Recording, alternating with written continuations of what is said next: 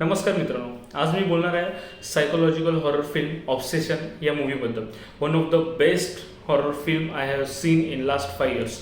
करी Barker हा फक्त 26 वर्षाचा यूट्यूबर आहे आणि दिग्दर्शक म्हणून हा त्याचा पहिलाच मूवी आहे. तब्बल 6 ते 9 कोटीचा बजेट असलेला मूवी आज तब्बल 1000 कोटींच्या वर कमाई केलेली आणि तो अजूनही थिएटरमध्ये धुमाकूळ घालतोय.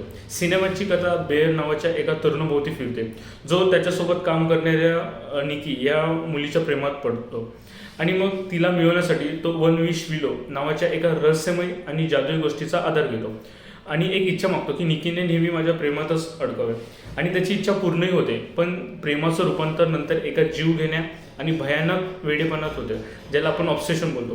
त्यानंतर ते जे डोके चक्रवून सोडणारे ट्विस्ट येतात, त्याच्यामुळेच तर हा सिनेमा आज ट्रेंडिंगला आहे. प्रेक्षकांच्या प्रतिक्रियेमध्ये हे एवढं जाणवतं की याच्यात नेहमी भूत किंवा असे जम्प स्केअर्स नाही आहेत, पण हा एक सायकोलॉजिकल हॉरर आहे जो की थेट तुमच्या मनाशी खेळतो आणि अंगावर काटा आणतो.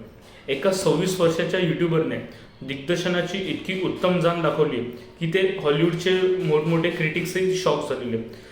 सिनेमाचे डार्क थीम किंवा म्युझिक तुम्हाला एका क्षणी एकदम सुन्न करून टाकतं.